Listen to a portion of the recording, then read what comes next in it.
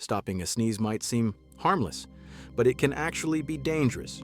When you sneeze, air blasts out of your nose at up to 100 miles per hour. If you pinch your nose and hold it in, that pressure has nowhere to go. So instead, it gets forced back into your body.